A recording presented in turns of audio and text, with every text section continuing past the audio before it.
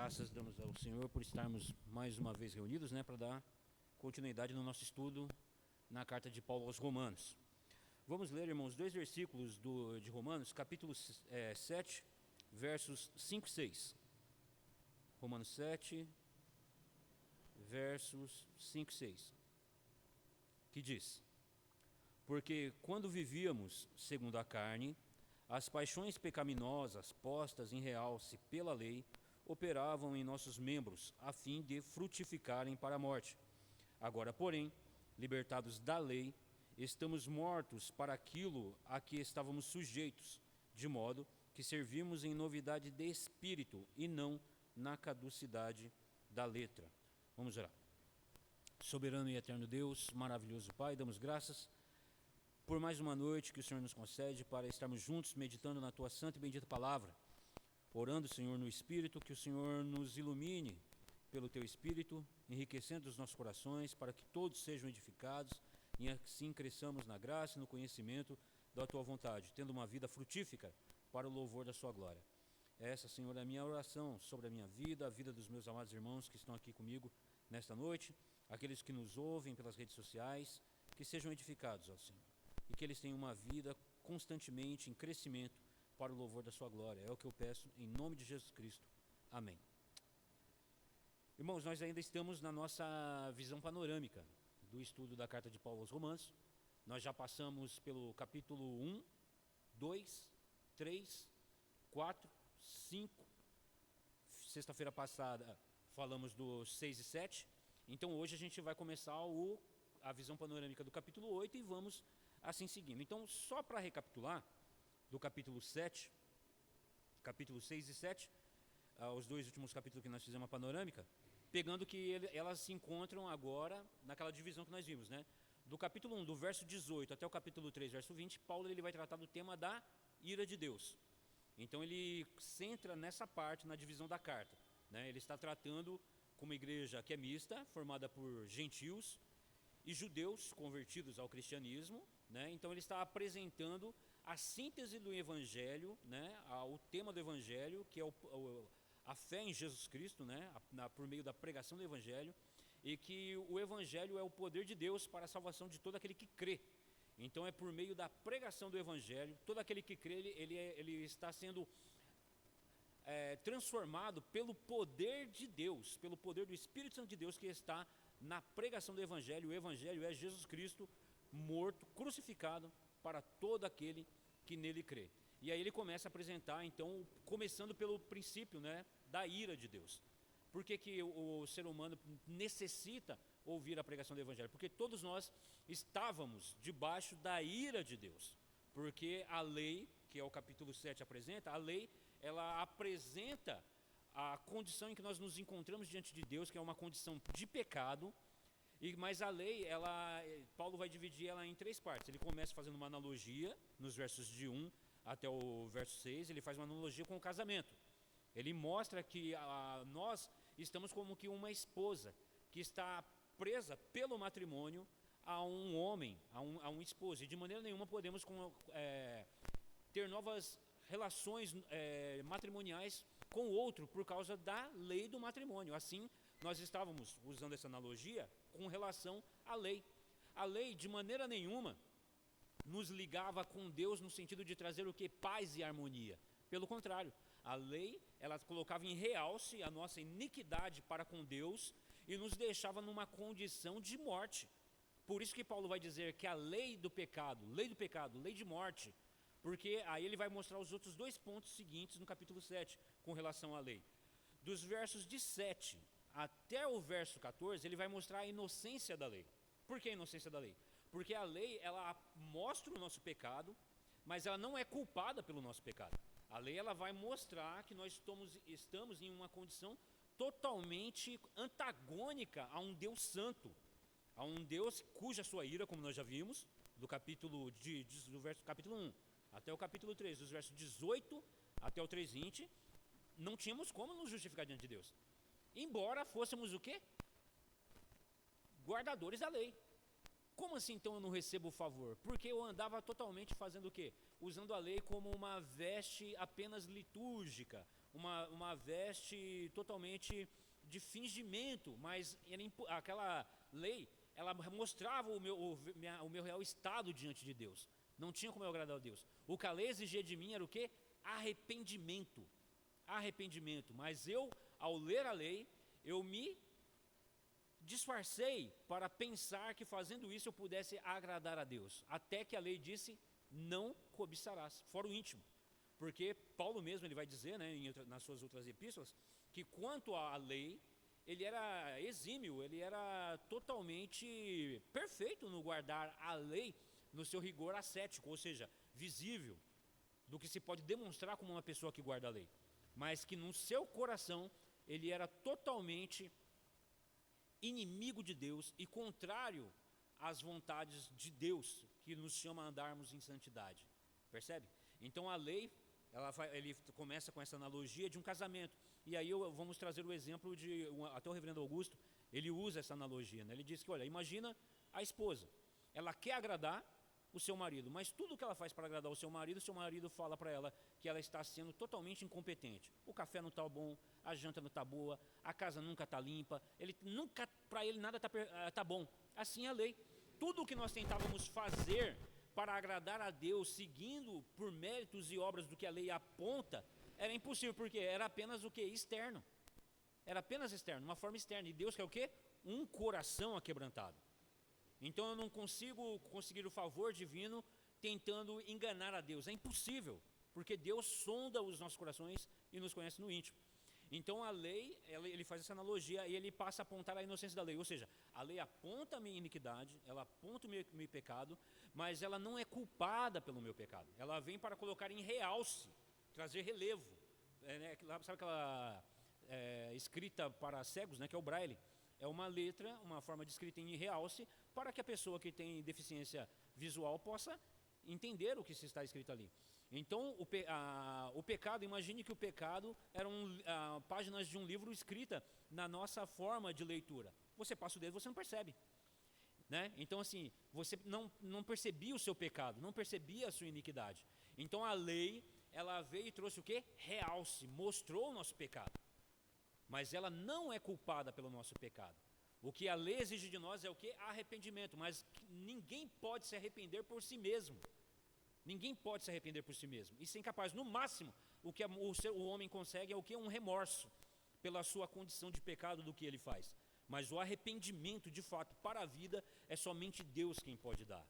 Né? Então, essa é a primeira parte do capítulo 7. Na segunda parte, ele vai mostrar a fraqueza da lei. Ou seja, a lei, ela aponta o pecado, mas ela não é culpada pelo pecado. Mas ao mesmo tempo que ela mostra o pecado, ela é incapaz de retirar esse pecado. Ou seja, essa é a fraqueza da lei. Então Paulo vai mostrar, dos versos de 14 até o 25, a fraqueza da lei. E aí ele vai finalizar, né, com aquele verso que tanto nós conhecemos. Vamos fazer a leitura? Ainda em Romanos, capítulo 7, versos 23... versos 23, 24 e 25. Mas vejo nos meus membros outra lei, que guerreando contra a lei da minha mente, me faz prisioneiro da lei do pecado, que está nos meus membros. Desventurado o homem que sou, quem me livrará do corpo desta morte? E aí vem, graças a Deus por Jesus Cristo, nosso Senhor, que de maneira que eu, de mim mesmo, com a mente, sou escravo da lei de Deus, mas segundo a carne, da lei do pecado. Então Paulo ele mostra, né, que se pela lei, a fraqueza da lei, incapaz de tirar o pecado, nós estávamos o quê? Em desespero, né? Quem me livrará do corpo desta morte? E aí ele vê na pessoa de Cristo, na mensagem do Evangelho, na obra de Cristo Jesus, mas graças a Deus por Cristo Jesus, que nos libertou da lei do pecado. E agora nós andamos o quê? Em novidade de vida, né? Em novidade de vida pelo poder do Espírito Santo. E aí a gente entra na nossa visão panorâmica do capítulo 8, né?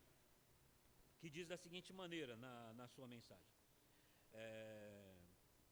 Mas agora, capítulo 8, versos de 1 a 4, Deus fez através do seu Filho e do Espírito aquilo que a lei, enfraquecida pela nossa natureza pecaminosa, fora incapaz de fazer.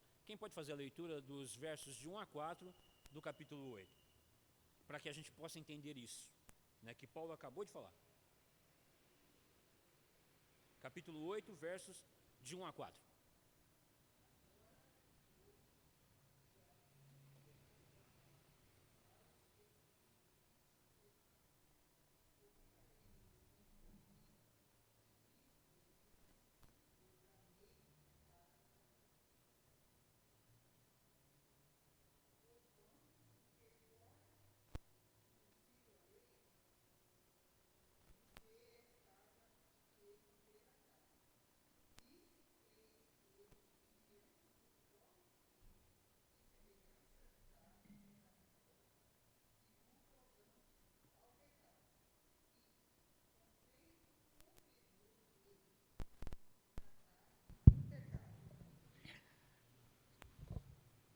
a, f- a fim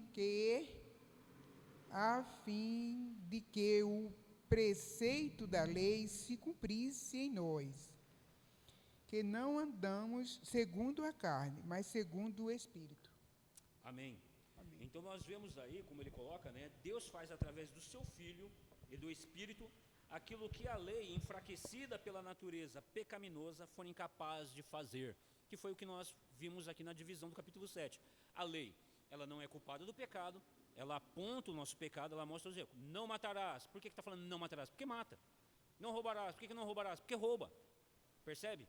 E aí todo mundo, não, eu não faço isso, porque são questões visíveis, né? Não matarás, você não viu eu matando ninguém, né? Mas o que o Senhor Jesus Cristo ele vai dizer? Aquele que no seu coração intentou em matar o seu irmão, já matou, já cometeu. Então é fora o íntimo, o Senhor sonda o coração, né? Mas aí tem um ponto da lei que ela é íntimo, explícito, né? Não cobiçarás. O que é cobiça? Como é cobiçar? Eu estou aqui agora, eu posso estar cobiçando e vocês não sabem. Mas o Espírito Santo de Deus, o Senhor, ele sonda o coração e sabe do coração. E aí deixa em xeque todos aqueles que se apresentam diante de Deus com um coração fingido. Percebe? Então a lei, ela é lei de morte. Ela está trazendo o quê? Rigor de morte. Ela está trazendo de rigor de condenação. Aí o capítulo 8 de Romanos vem agora o quê? O ministério do Espírito Santo. Pela obra de Jesus Cristo na cruz do Calvário. O Senhor que disse, né? Eu vou e não vos deixarei órfão. Eu vou, mas enviarei o Consolador.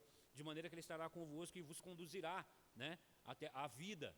A fé em mim, fé em Jesus Cristo. Fé em Jesus é a vida. É crer nele, nele é a esperança de vida. Nele nós temos a vida eterna. Pela fé nós temos, capítulo 5, paz com Deus. Tudo isso era impossível que a lei pudesse fazer. A lei não tinha como fazer isso. Inclusive Paulo no verso 14 do capítulo 7 ele vai dizer, mas a lei ela é o quê? Ela é boa, pura e santa. A lei é santa. Ela veio diretamente de Deus para nós, um meio de graça. Percebe? Então a lei não é má. A lei é boa, ela é santa, ela é verdadeira. Mas ela não tem essa capacidade, esse poder de tirar o meu pecado, de me tirar do lamaçal do pecado. Pelo contrário, ela traz peso de juízo. Mas aí ao ouvir o Evangelho, pelo poder do Espírito Santo de Deus, que vem a convicção de pecado, e eu creio na palavra de Deus, e o Espírito Santo de Deus habita em meu coração, e aí começa a fazer o quê? Eu começo a ter agora uma nova vida no Espírito. E essa nova vida no Espírito é uma nova vida de luta, é uma nova vida de amargura, é uma nova vida de sofrimento na carne. Por quê? Capítulo 6. Aí nós voltamos de novo a fazer aquela recapitulação. Lembra que Paulo, ele estava pregando o Evangelho, estava tudo indo maravilhoso, mas aí ele para no capítulo 6 e fala assim, mas então, permaneceremos no pecado, nós que não estamos mais debaixo da lei? De jeito nenhum. Percebe? Ele diz, como poderemos viver naquilo para o qual nós já morremos? Não faz sentido, ele faz um pensamento lógico, ele chama os cristãos, né, aqueles irmãos que estão ouvindo ele, judeus e gentios convertidos ao cristianismo, a pensar logicamente na sua caminhada, na sua vida. Nunca o Evangelho foi dando ênfase, margem para continuar pecando. Pelo contrário, o Espírito Santo de Deus habitando em nós, nos leva a discernir a palavra de Deus apresentada na sua completude, em toda a palavra de Deus, ou seja, em toda a lei, e junto com o ensinamento dos apóstolos, que estão trazendo doutrina com relação ao ensinamento do que a lei ensina, de como nós viver diante da presença de Deus. Mas a realidade é essa, é que a lei, ela não nos dava essa alegria que hoje nós temos. Não nos dava essa esperança que nós temos. Percebe? Isso não quer dizer que a lei ela não teve utilidade no Antigo Testamento. Teve muita, né? Inclusive, muitos viveram pela fé nesta palavra. Mas na fé no quê? Naquele cordeiro que haveria de vir. E por essa mesma fé que era operada por quem? Também pelo Espírito Santo. Você percebe? É onde muitas pessoas pensam que no Antigo Testamento as pessoas viviam por obras, né? E agora estamos no período da graça. Não, sempre foi graça. A própria lei em si é a apresentação de graça, porque mostra o quê? Mostra que nós estávamos caminhando em direção à morte. Mas a própria lei também aponta o quê?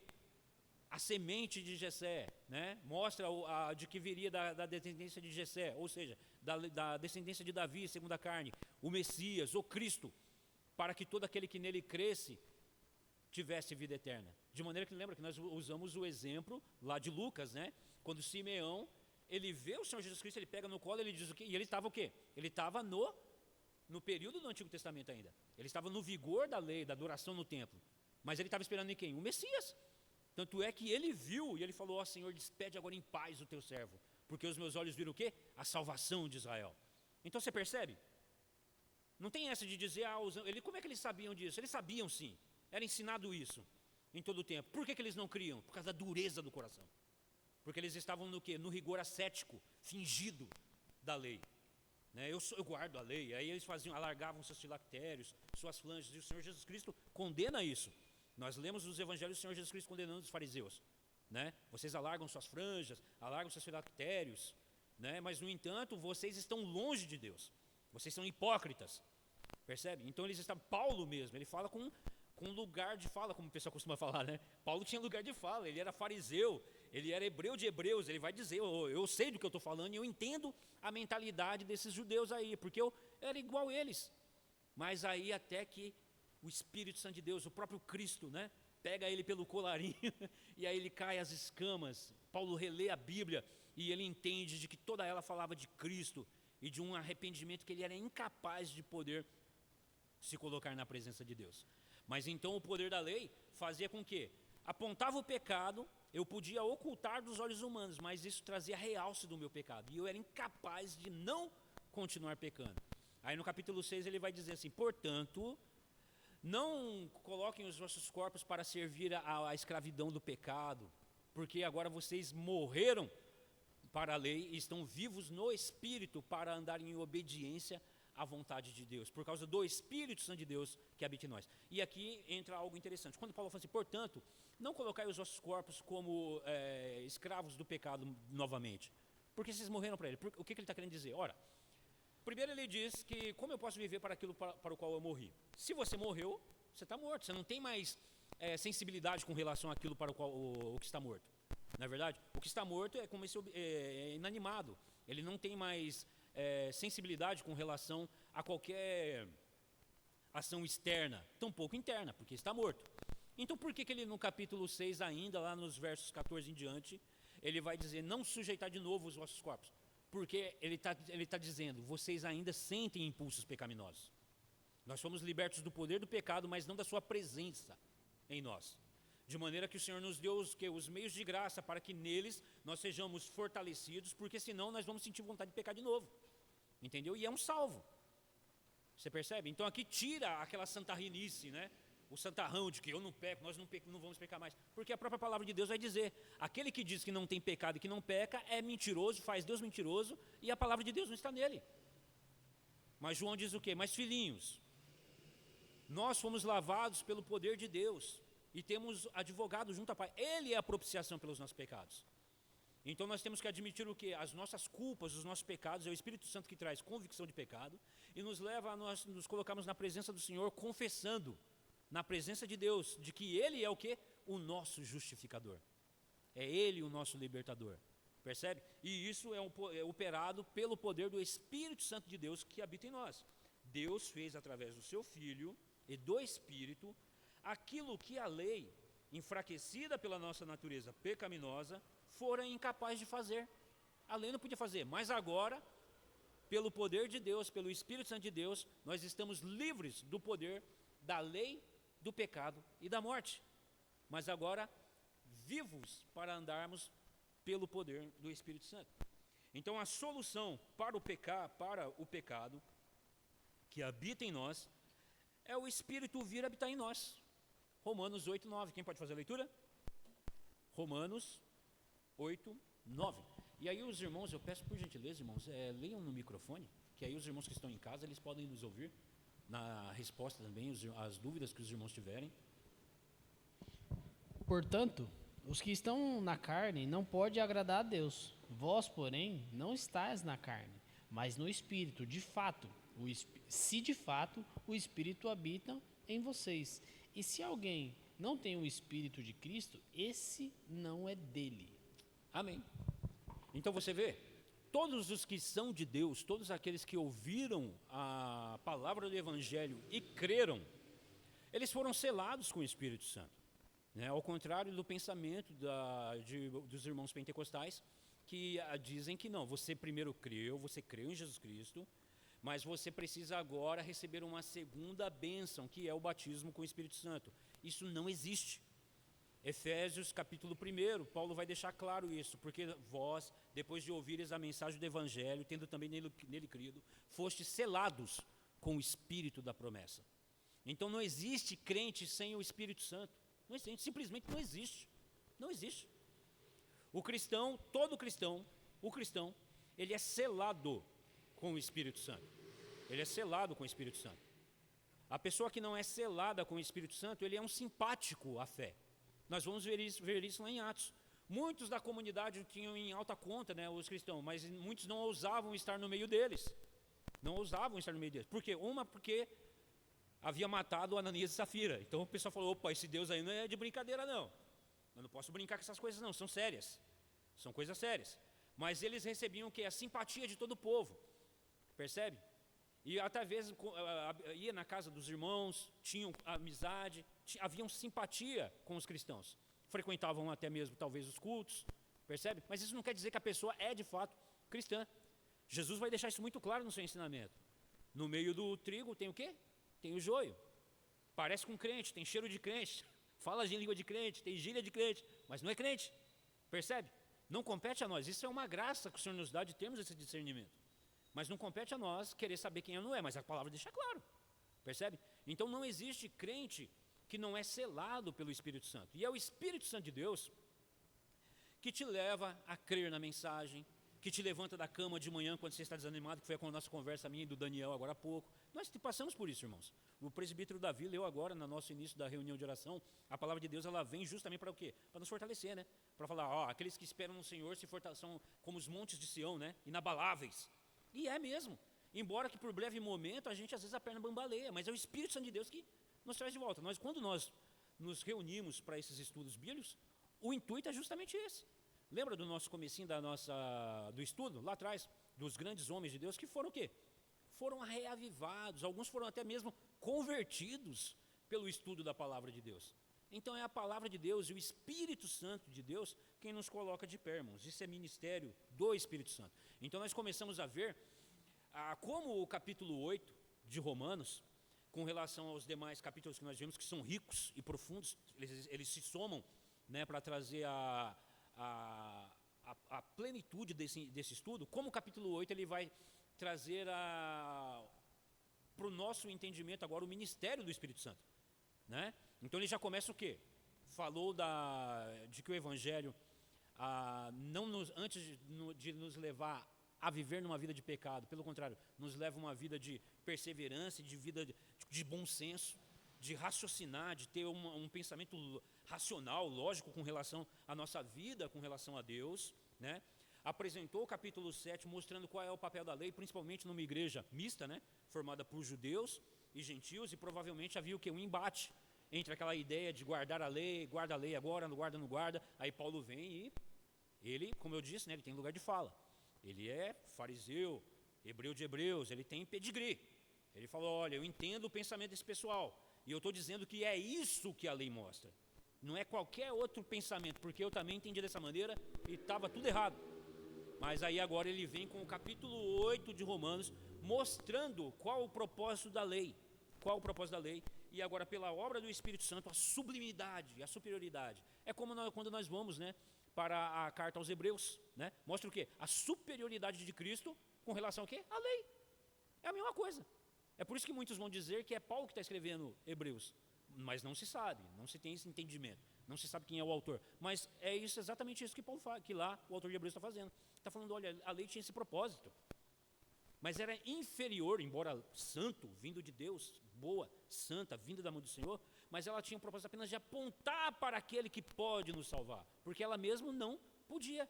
Toda aquela liturgia, todo aquele ritualismo teve o seu propósito, foi dado por Deus, mas era incapaz de fato reconciliar o homem a Deus, mas a fé naquilo que a lei apontava, né?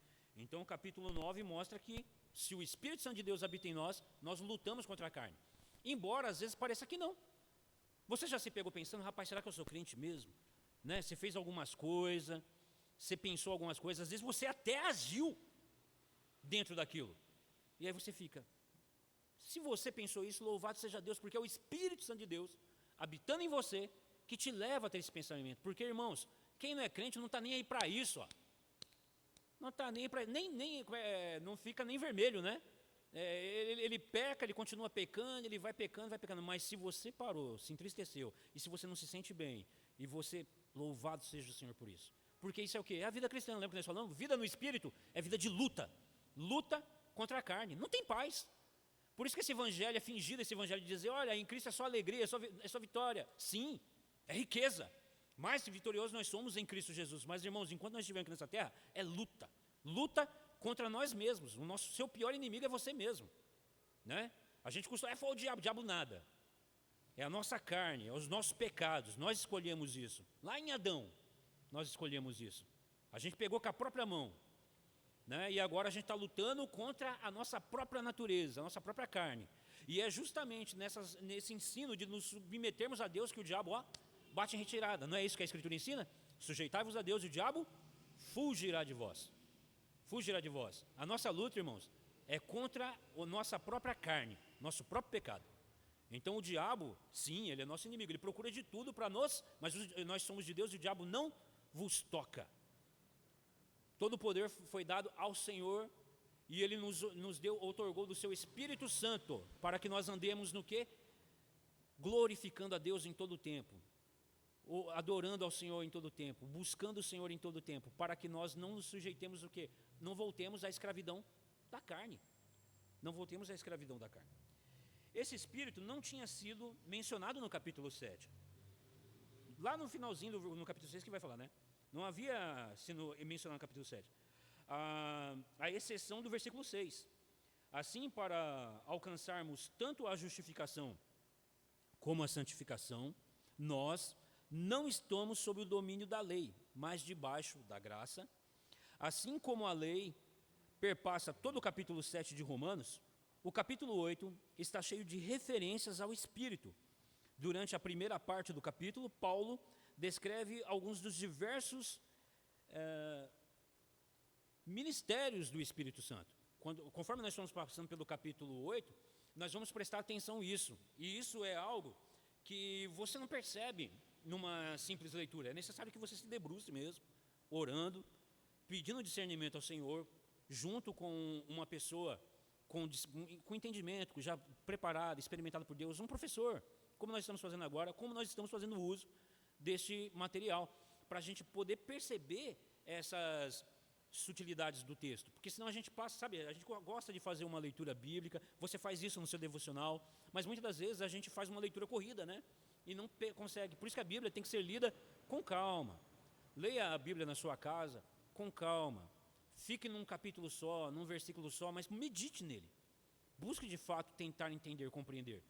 E para isso, com certeza, você vai precisar da ajuda de um irmão que tenha conhecimento com relação a isso, como nós estamos fazendo aqui agora, para que você possa entender texto, contexto e poder tirar a máxima substância possível do texto bíblico, para que o seu devocional ele seja de fato para a glória de Deus e para a sua edificação, né? Então nós vamos passar por vários pontos que tratam do ministério do Espírito Santo.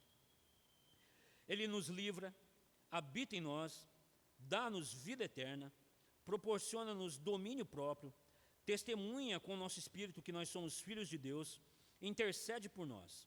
Então, só aqui nós vamos ver tudo isso dentro do capítulo 8, que é o quê? O ministério do Espírito Santo. É por isso que Jesus, lá em João, ele vai dizer, né, para os seus discípulos, olha, tem muita coisa que eu tenho para dizer-vos agora, mas no momento vocês não podem suportar.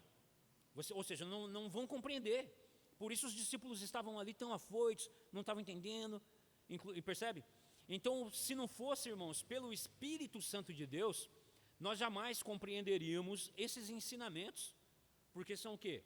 São mistérios de Deus, mas agora dados a conhecer ao seu povo, né? O Evangelho, ele é o poder de Deus. Nós falamos em mistério, coisas que o mundo não entende, mas que para nós é revelado pelo próprio Deus, né?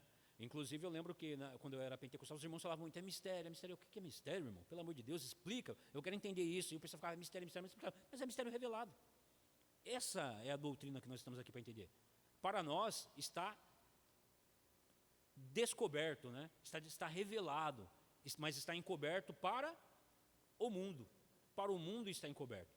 E o nosso desejo do nosso coração, a nossa oração, é que o Senhor abra o entendimento dos incrédulos, para que eles creiam, assim como nós também, quando éramos incrédulos, né, não entendíamos, não compreendíamos essas coisas, mas agora, pelo poder de Deus operando em nós, o Espírito Santo de Deus habitando em nós, nos leva a discernir as coisas que são celestiais, porque nós temos agora a mente de Cristo, que é o Espírito Santo, né, de Deus, que habitando em nós nos leva a entender as coisas de Deus.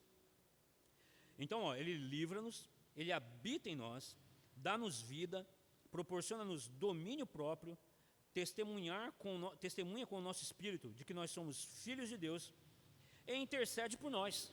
O Espírito Santo intercede por nós. O fato de nós sermos filhos de Deus leva Paulo a lembrar que somos, em consequência também, herdeiros de Deus. Olha, a nossa mente, né, chega a até bugar quando paramos para pensar nessa questão, né? Você fala, rapaz, herdeiro de Deus. Lá em casa a gente costuma brincar com os... Pode falar, minha irmã. O microfone. Em que sentido a gente tem a mente de Cristo, uma vez que nossa carne briga com o nosso espírito? Não entendi. Por que nós temos a mente de Cristo? Porque o Espírito Santo de Deus, ele agora habitando em nós, ele vai nos revelar os mistérios de Deus, lembra? Lembra da sua incredulidade? O Espírito Santo, ele não apagou a nossa mente do passado. Eu lembro, por exemplo, eu vou falar de mim, mas a irmã vai aí, você vai ver, a gente é humano. Todos nós somos humanos. Desde o Antigo Testamento até hoje, o Deus ele deu com quem? Com homens, né? E homens caídos. A situação do homem de pecado, de andar na iniquidade, ou seja, nós éramos inimigos de Deus. Nós não tínhamos nem ideia disso. Nós vivíamos o quê? Pecando e continuávamos no pecado. Até que fomos confrontados com a lei de Deus. Não pecará. Arrependa-se. É isso que a lei está falando. Arrependa-se. Mas era impossível de eu pecar. Tanto é que você lembra que quando os irmãos ou algum crente falar para você, aceita Jesus. Aí você falava, hoje não. Está um sábado tão bonito, tem tanta coisa para fazer. Vamos deixar para lá. Por quê? Você estava morto e para você aquilo era natural. Mas até que, em caminho de Damasco, o Senhor te catou pelo colarinho, mas eu digo, não existe violência nenhuma da parte de Deus. O Senhor nos atraiu com laços de amor, Jeremias vai dizer, né? Foi com laços de amor que Ele nos atraiu. Ou seja, o Espírito Santo de Deus, por meio da palavra, nos convenceu da nossa iniquidade, do nosso pecado. Eu gosto do exemplo de que é usado, né? De que nós estávamos no escuro, cegos, com os ouvidos e as narinas tampadas, andando num esgoto. Num esgoto. Era essa a nossa vida, na vida pregressa. E aí o Espírito Santo de Deus veio o quê? Por intermédio da pregação do Evangelho. Nos tirou a venda, mostrou o lugar que nós estávamos, imundo. Depois ele tirou das nossas narinas os tampões, subiu o cheiro da imundícia e tirou dos nossos ouvidos os tampões, para que nós ouvíssemos as iniquidades e o chamado de Deus, com laços de amor. Olha onde você está. E aí teve o quê? Convicção de pecado. Para nós termos convicção de pecado é porque você está na presença de algo santo, algo maravilhoso, e isso traz convicção de pecado. Isaías ele vai dizer, ai de mim que sou homem de lábios impuros, de olhos impuros, e vi o Senhor. Foi exatamente isso que cada um de nós passamos no momento da nossa conversão. Pode falar, meu irmão. Você falou uma coisa muito bela agora que está relacionado quando a gente está sentado nas regiões celestiais já. Por quê? Igual você disse, porque a gente está de fato diante de um Deus santo. É por isso que o pecado é tão constrangedor. Exato. Então por que agora eu tenho a mente de Cristo? Porque o Espírito Santo de Deus é Deus, é o próprio Deus, porque o Espírito Santo de Deus é Deus. É Deus conosco. É Deus conosco, nos fazendo a nossa mente pequena, a nossa mente limitada, a compreender pelo menos essa centelha das regiões celestiais em Cristo, que é essas bênçãos que nós estamos vendo. Por isso que nós estamos, como o irmão Daniel falou, nós estamos assentados nas regiões celestiais em Cristo. E nós não somos apenas meros participantes, como o autor de Hebreus vai dizer, porque é impossível que esses sejam o quê? Outra vez, ele vai dizer outra vez, renovados para o arrependimento. Por quê? Eles foram participantes, não é selado. O salvo, ele é selado, a palavra é selado com o Espírito, é selo real. A linguagem aqui, ela é forense, né, de juiz, de tribunal. Nós fomos selados, recebemos o selo de um rei. Já os participantes não, o participante é quem? É aquele que vem, vê, olha, acha bacana, lembra? A simpatia das que as pessoas tinham. Como nós vimos aqui, eles participam, mas não são cristãos, não foram selados com o Espírito Santo. Então, agora aqueles que são filhos de Deus, esses têm a mente de Cristo. Por quê? Por causa do Espírito Santo, porque se não fosse pelo Espírito Santo de Deus, nós jamais compreenderíamos essas coisas. Percebe? É claro, isso não quer dizer que... Tem muito cristão que tem dificuldade em entender alguns pontos. Isso não quer dizer que ele não é salvo. Percebe? Tanto é que não são todos chamados mestres. Tiago vai dizer isso. Você vê como a Bíblia, ela se completa? Por isso que é necessário, é perigoso fazermos teologia em cima de versículos isolados. Senão você mesmo se condena. Eu li aqui, nossa, acabou para mim, estou condenado. Não é assim. Não é assim. Calma. Não compete a nenhum de nós, irmãos, olhar para ninguém e dizer, está condenado. Não. Isso pertence ao Senhor. A nós compete o quê? Pregar, orar e ensinar. Então não se condene a você mesmo. Paulo mesmo vai dizer, né? Eu mesmo não julgo a mim mesmo. Porque se eu julgar a mim mesmo, meu julgamento não é válido. Você percebe? Esse é um ensinamento bíblico. O próprio Jesus Cristo ele falou, eu não falo de mim mesmo. Eu falo o que o meu Pai me enviou a falar. Nenhuma palavra ele falou sem a vontade do Pai. De maneira que esse é o ministério do Espírito Santo. É falar de Jesus Cristo. Se eu digo que eu sou cristão e eu não falo de Cristo, que cristão é você? Porque se o Espírito Santo de Deus habita em mim e o ministério do Espírito é falar de Cristo e eu não falo de Cristo, o culto não fala de Cristo, a igreja não fala de Cristo, essa igreja tem problema aí. Você percebe? É o Espírito Santo de Deus que nos leva a esse discernimento. Porque o Senhor Jesus Cristo, ele mesmo falou, né? Eu não falo de mim, mas falo da palavra de que o Pai me enviou a falar. Mas aquele que vier, esse dará testemunho de mim. Olha que maravilhoso. É a Trindade. É o Deus triuno trabalhando perfeitamente em nós. Né? É por isso que nós vamos ao Pai em oração por intermédio do Filho, pelo Espírito Santo. É o Deus triuno operando em nós de todo o tempo. Não tem como eu fazer distinção entre elas, porque isso pode soar até mesmo herético. Né? Nós vemos aí muitas pessoas enfatizando o quê? A terceira pessoa da Trindade. Né? Eles falam muito no Espírito Santo, mas no entanto não sequer falam das obras de Cristo. Não pregam o Evangelho, que é Jesus Cristo. Muitas das vezes falam tanto do Espírito Santo e ficam enfatizando Satanás. Tudo é do Satanás, tudo é do maligno. Está tudo errado. Está uma confusão danada. Então, se o Espírito Santo de Deus habita em nós, ele vai dar testemunho de Cristo. Porque ele fala da parte daquele que o enviou, Jesus Cristo. Né? Que ele fala, quando eu for, eu enviarei o Consolador.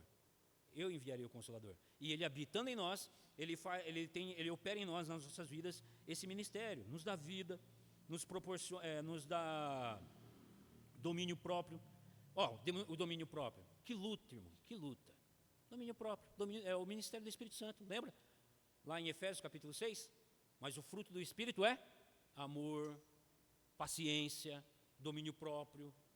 Todas essas coisas, irmãos, a santificação ela é um processo. Ela é um processo, ela vai nos lapidando no decorrer da nossa vida. É um processo. A salvação é um martelo de um juiz batido. Você está salvo e acabou. Não tem quem fala. Quem tentará acusação contra os eleitos de Deus? É altura, profundidade, nudez? Ninguém. É potestade, demônio, anjo? Ninguém. Porque é Cristo quem nos justifica. É o próprio Deus e o seu Espírito que habita em nós. Então não há nada que vá nos tirar da presença de Deus. Mas você vê, aí é onde que eu estou, o exercício do Espírito Santo já opera na sua vida. Para que você tenha esse discernimento e esperança no Senhor e continue caminhando, olhando para Cristo. Olhando para caiu, é o Espírito que te levanta. Dificuldade, é o Espírito que te põe de pé. Estamos aqui agora, é o Espírito Santo nos orientando. Nós que estamos aqui, os que nos ouvem pelas redes sociais. O cristão, ele vai ouvindo, ele vai meditando, somando palavras com palavras, e o Espírito Santo de Deus vai iluminando, para que ele tenha certeza de que ele está ouvindo a voz do seu Senhor, percebe? E assim nós vamos continuando a caminhar. Eu respondi, irmã? Deu a entender? Amém? Então é isso que quer dizer nós temos a mente de Cristo. É o Espírito Santo que nos leva a compreender todas essas coisas. Mas como compreenderemos se a gente não estudar? Não se zomba de Deus. Eu gosto muito de que um teólogo diz. Inclusive, eu escrevi isso na capa de todos os meus livros. Deixa eu ver se eu escrevi nessa daqui. Se eu não escrevi nessa daqui, aí, ó, tá vendo? Foi onde eu li. Que ele fala assim, né? Orar e trabalhar. Aquele que ora, mas não trabalha, ele zomba de Deus. Ele está zombando de Deus. Né? Tudo posso naquele que me fortalece. Aí você faz um monte de gambiarra e Deus está comigo. Você está zombando de Deus. Agora, se eu trabalho e não oro, eu estou roubando de Deus a sua glória. Porque eu vou falar, você está vendo como eu prego bem? Olha como eu estudo melhor. Ah, o estudo daquele irmão é chato. O meu é muito melhor. Você começa a se achar. Mas quando você está debaixo da graça de Deus, na presença do Senhor, se humilhando, você sabe que até eu abrir a tua boca, até respirar, é dom de Deus. Né? Até eu abrir a boca, então assim, você não se gloria. Antes você dá glória ao Senhor, o Salvador. E você glorifica o nome dEle, procura glorificar o nome dEle com a sua vida, uma vida santa, uma vida de integridade, que é difícil, não vamos romantizar. Eu gosto do que o pastor Jonas Madureira fala, vamos parar de romantizar a vontade de Deus. Não é fácil, é luta, é lágrima. O microfone, fala no microfone, atribulada.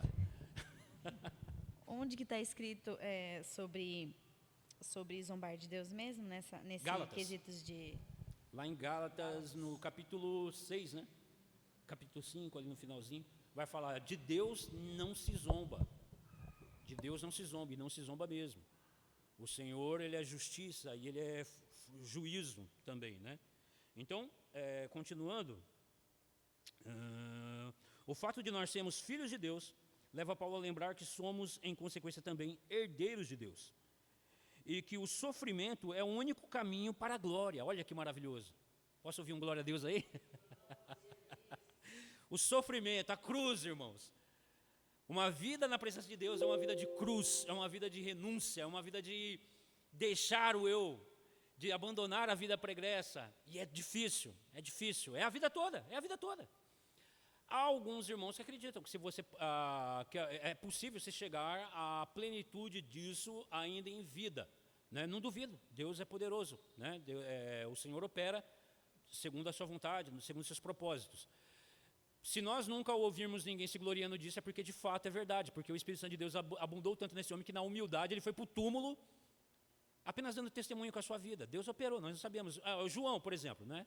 O apóstolo João. Isso não se encontra em nenhum escrito bíblico, mas pela tradição, dizem que os cristãos protestantes não prezam pela tradição, nós preservamos sim, mas nós temos 6:7, né? 6:7 ali. Gálatas, capítulo 6, versículo 7. Vai enfatizar o ponto de que Deus não se zomba. Então, João, ele foi um homem que nós olhamos para os evangelhos e nós vamos ver ele jovem, né? João e seu irmão, Tiago. E é os dois ali que Deus dá o apelido, né, de Bonerges, que quer dizer filhos do trovão, porque eram homens de brio acirrado, né? Então, é eles que vão dizer assim, Senhor, quer que pedimos para que desça fogo do céu e os consuma? Senhor, calma aí, rapaz, não é assim não, né? E aí você vai lá para a epístola de João e você vê como é que termina a vida daquele homem. Filhinhos, amai-vos uns aos outros. Né? João é o apóstolo do amor, amai-vos, porque o mandamento de Deus se resume nesses dois mandamentos, amar a Deus de cima de todas as coisas e os seus irmãos como a si mesmo. fazendo isso, guarda o mandamento. Você vê, Deus lapida, Deus vai lapidando. Então, irmãos, nós estamos passando por uma lixa. Tem um amigo meu que ele é cuteleiro. Então você pega o aço, né? Você vai moldar o aço, você leva ele para a forja, no fogo. Depois do fogo vai para a bigorna, marreta, você vai dando modelamento, fogo e martelo. Aí ele vai tomando forma. Aí depois você vai para as lixas, né? Para tirar todas as imperfeições. Aí começa com a lixa grossa, que é a lixa de desbaste. Depois vem as lixas mais finas, até passar, sabe aquela matéria da rolha de garrafa de vinho, aquela rolha? Aí a última é aquele da rolha. Você passa naquilo, na hora que você olha assim, você vê é um espelho. É um espelho. Então a gente pode usar isso como exemplo. Na escritura vai usar o vaso, né? O oleiro. Deus vai usar, não posso eu fazer. Então você pega esses exemplos, assim somos nós. E é fato. Assim somos nós. Então, irmãos, não compete a nós olhar e dizer para ninguém quem é que deixa de ser. É orarmos pelos irmãos, procurarmos termos vidas de comunhão na presença do Senhor, porque nós sabendo isso, que o sofrimento é o único caminho para a glória, é o sofrimento. Então ele traça um paralelo entre os sofrimentos e a glória da criação de Deus, e os sofrimentos e a glória dos filhos de Deus. Até aqui, a criação tem sido submetida à frustração e à futilidade, escreve. Mas um dia ela será libertada dessa escravidão. Entre mentes, a criação geme como se tivesse dores de parto, e nós gememos com ela. Nós, da mesma forma, aguardamos com ansiedade, mas também com paciente expectativa, a redenção final do universo, inclusive dos nossos corpos. Nos últimos 12 versículos de Romanos 8, o apóstolo atinge as sublimes alturas da confiança cristã. Ele expressa 5 convicções acerca de como Deus age para o nosso bem. Isso é, para a nossa salvação final. Salvação final. Lá no verso 28, quem pode fazer a leitura do verso 28 do capítulo 8? Paulo vai fazer essa expressão, ele vai trazer essa expressão. Sabemos que todas as coisas cooperam para o bem daqueles que amam a Deus, daqueles que são chamados segundo o seu propósito. Amém. Então nós vemos aí, Paulo ele tem essa confiança. Ele consegue olhar para o mundo à sua volta, para a realidade e falar assim, tudo nos leva para os braços do nosso Senhor. Tudo opera na vida daqueles que foram selados, que foram alcançados pelo Evangelho, pelo poder de Deus, transformados pelo poder do Espírito Santo. Todas as coisas, tudo, pensa em tudo, as lutas, os sofrimentos, as perseguições, todas as coisas estão te levando para os braços de Cristo, porque você está dentro do propósito de Deus.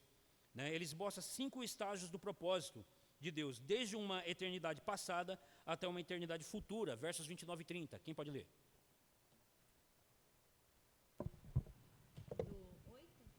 No capítulo 8, versos 29 e 30. Porquanto aos que de antemão conheceu, também os predestinou para serem conformes à imagem de seu Filho, a fim de que ele seja o primogênito entre muitos irmãos. E aos que predestinou, a esses também chamou. E aos que chamou, a esses também justificou. E aos que justificou, a esses também glorificou. Amém. Então você vê que maravilhoso, Paulo tem essa confiança. Fomos eleitos, predestinados, tudo, ele nos justificou, nos selou com o seu Santo Espírito e nos glorificará. O detalhe é que já está tudo no passado, né? Exatamente, você viu aí? Já está a confiança que Paulo tem. E aonde nós temos essa certeza? Apocalipse. Quando nós vemos aonde aquelas almas vestidas de branco, debaixo do trono, né, clamando, até quando, Senhor? Estão lá já. Você já se vê lá? Às vezes você pode se ver lá, a gente não sabe como é, mas a gente pode lucubrar, né, a respeito dessas questões assim. Os nossos irmãos que já deitaram, que já estão lá, porque eles estão conscientes, eles estão vestidos de branco, e o Senhor espera, ainda há de se cumprir o número dos que serão assassinados, mortos. Olha aí que maravilha, isso é glória, né? Você vai ser perseguido, você vai ser morto, por causa do Evangelho? É isso que nos espera, irmãos, é isso que nos espera. E aí a gente aprende o quê? A glorificar a Deus, você percebe? Capítulo 5. Justificados, pois, pela fé, temos paz com Deus e temos alegria no Senhor, até mesmo no meio das tribulações, porque o Espírito Santo de Deus que em nós habita nos traz o quê? A perseverança. Nos leva a perseverar. É o Espírito Santo de Deus que persevera em nós. Essa é a perseverança dos santos, né? É o Espírito Santo de Deus que persevera em nós. Essa doutrina, ela trata desse tema, né? Versos 29 e 30, então, Paulo traz essa certeza. Nós estamos vendo aqui um vislumbre, então, das riquezas do capítulo 8, quando a gente entrar ponto por ponto. E lança em forma de desafio 5 perguntas para as quais não existe resposta. E assim nos fortalece com 15 certezas referente ao inabalável amor de Deus, do qual nada jamais conseguirá nos separar. Que é aquele texto muito bem conhecido, né? Quem intentará contra os eleitos de Deus? É Deus quem os justifica. Quem? Né? Tem resposta? Não tem. Quem que vai? A gente pode ir lá para Isaías, né? Quem deu discernimento ao Senhor a que ele possa retribuir? Quem ensinou o Senhor? Quem mostrou para ele? Quem foi que falou para ele, não faz assim, faz assado? Ele fala para Jó. Ele fala isso para Jó. Onde você estava, Jó? Quando eu medi, né, a palmos a terra, quando eu fundei os alicerces. Aí Jó fala, falei do que eu não sabia. Né? Então a gente faz o quê? Enche a boca com um copo d'água e fica segurando para não falar besteira, né, diante de Deus, desse Deus maravilhoso. E aí a gente só tem que o quê? Se alegrar mediante a sua graça do que Ele tem nos apresentado. Então, irmãos, devido ao horário, vamos deixar por aqui, nós conseguimos fazer então uma visão panorâmica do capítulo 8. E só essas visões panorâmicas, elas já vão dar um parâmetro para os irmãos, né, um ponto para os irmãos poderem fazerem as suas leituras, meditando nesses pontos. Devemos, né, fazer essas leituras em casa, nossas devocionais, nesses pontos, prestando atenção nisso, orando em cima disso, para que Deus nos ilumine mais, para que a gente tenha essa chama, sabe, no nosso coração, como o 8:9 diz, né? Porque se o Espírito Santo de Deus habita em nós, ele nos leva ao quê? A uma vida de sofrimento, de luta contra o pecado, Mas para com o mais, é isso aqui, ó, é alegria, é esperança, certeza de que em Cristo nós somos o quê? Mais que vencedores. Percebe? Então a vida de angústia e de luta é por causa do pecado. Você não vai pecar mais em paz. Eu gosto muito da frase dos reformadores, né? Depois que o Espírito Santo de Deus me alcançou pela pregação do Evangelho, eu nunca mais pequei em paz. Eu nunca mais pequei em paz, porque antes você fazia o quê? Capítulo 1, né?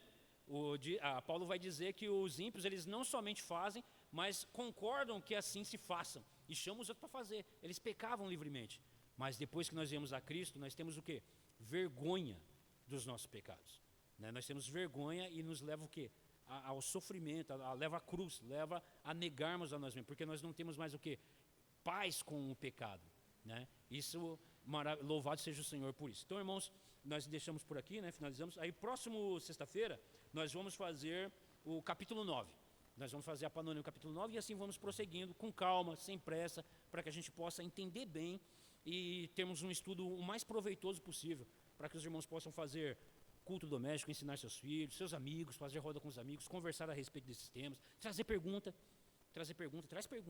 difícil mesmo, para que a gente possa, isso ajuda o meu ministério, que aí eu não tenho condições de responder tudo, mas vai fazer o quê? Que eu vou estudar. Toma vergonha na cara, vai estudar, que você tem que estudar para poder falar para os irmãos, instruir os irmãos. Pega o reverendo aí, ó. Reverendo, vem cá, me ensina isso aqui, como é que quer dizer isso? E para isso nós estamos aqui. Amém? Deus abençoe, meus irmãos, eu passo a palavra, presbítero Davi.